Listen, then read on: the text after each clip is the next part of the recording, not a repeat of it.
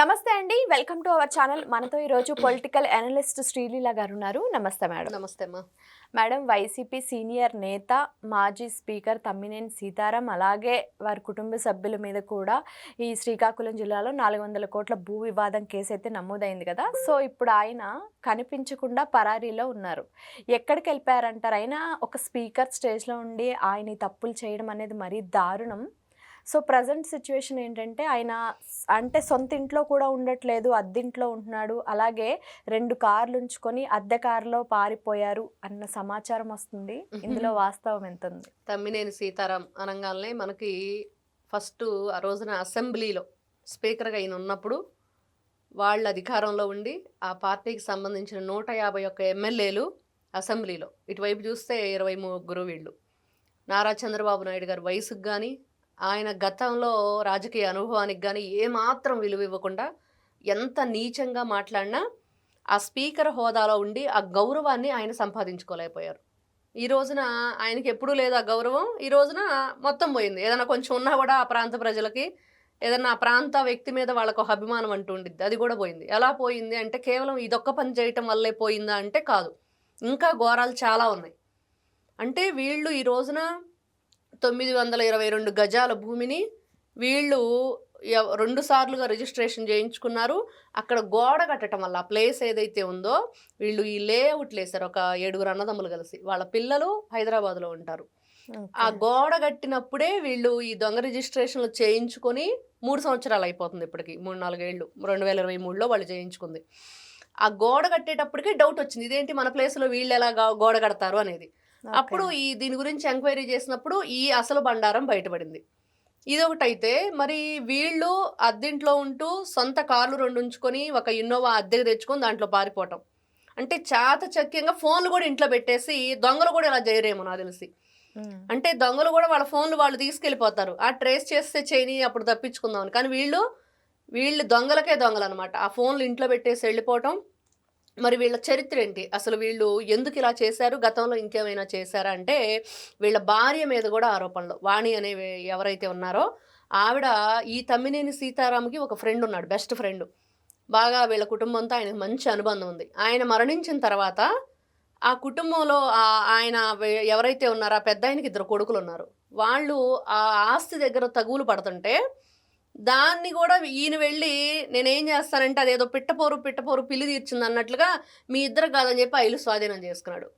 ఏదో డబ్బులు అప్పున్నాడనో ఏదో ఒకటి చెప్పి ఆముదాల వలస పక్కనే మళ్ళీ అట్లానే ఇంకొకరి దగ్గర కూడా వీళ్ళ ఆవిడ వేరొకరి ఇల్లుని కూడా స్వాధీనం చేసుకుందని ఎన్నో రకాల ఆరోపణలు ఈ రోజున ఒక్కొక్కటిగా బట్టబయలవుతున్నాయి.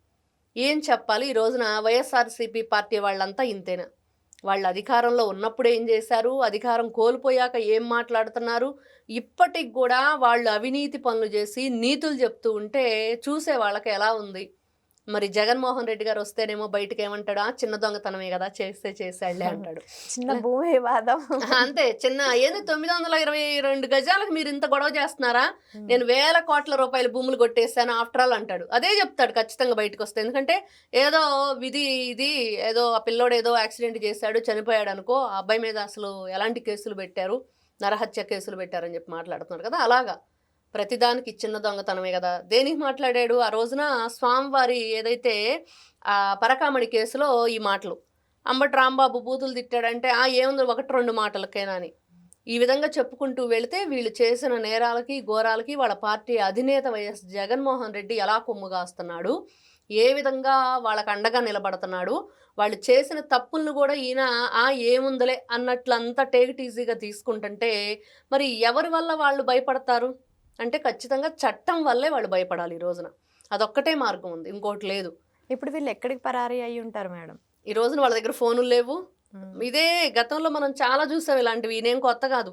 మీ కాకాడి గోవర్ధన్ రెడ్డి క్వార్స్ అక్రమ తవ్వకాలు చేసేసి అక్కడ చుట్టుపక్కల ఉన్న వాళ్ళంతా కూడా భయభ్రాంతులు గురి చేసి అక్కడ ఆ సౌండ్లకి అందరూ కూడా రాళ్ళు ఎగిసి వచ్చి వాళ్ళ ఇంటి మీద పడుతున్నా కూడా అక్రమంగా ఆ క్వార్స్ తవ్వకాలు చేశాడు. మరి ఆ రోజున వాళ్ళు కంప్లైంట్ పెట్టినప్పుడు ఎవరూ పట్టించుకొని పాపాను పోలా. తర్వాత కూటమి ప్రభుత్వం వచ్చాక అక్కడ ఉన్న ప్రజల గోడుని వినిపించుకొని అతని మీద కేసు ఫైల్ చేయటం, అతను పారిపోయి ఎక్కడో ఒక ఆటో అతను ఫోన్లోంచి మాట్లాడాడు, కర్ణాటక వెళ్ళి దాక్కున్నాడు, ఎక్కడో స్పాలో దొరికాడు చివరికి. ఇలాగ వీళ్ళు కూడా ఎక్కడో చోట దొరుకుతారు, దొరకకుండా అయితే ఉండరు.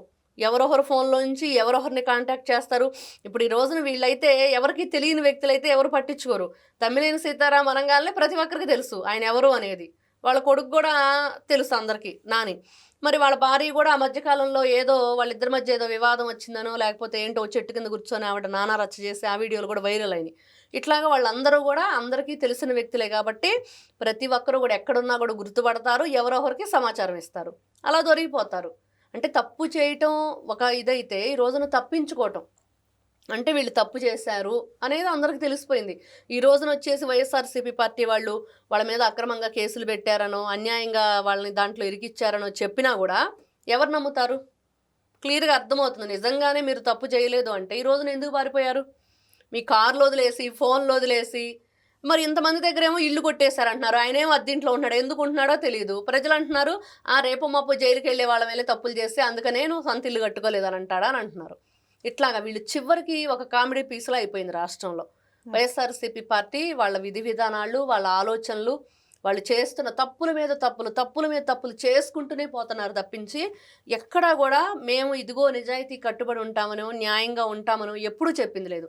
జగన్మోహన్ రెడ్డి గారిని చూస్తేనేమో చెల్లెల దగ్గర ఆస్తులు కొట్టేశాడు, తల్లిని చెల్లిని బయటికి గెంటేశాడు.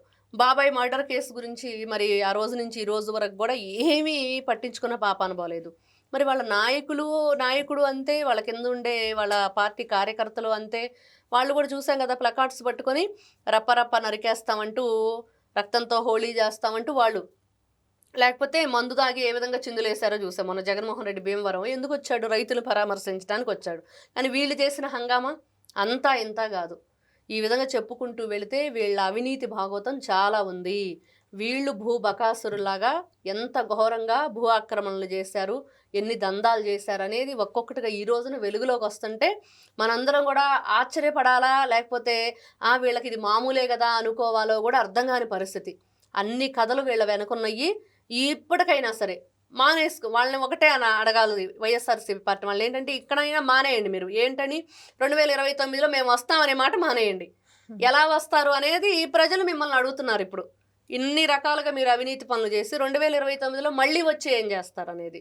కాబట్టి వైఎస్ఆర్సీపీ పార్టీ మీరు అధికారంలోకి వచ్చే ఛాన్స్ లేకపోగా ఈ రోజున రాష్ట్రాన్ని అంధకారంలో తోసేసి గతంలో ఇప్పుడు మీరు కటకటాలు పాలవటానికి రెడీగా ఉన్నారు చేసిన తప్పులకి అనేది అయితే క్లియర్గా కనిపిస్తుంది.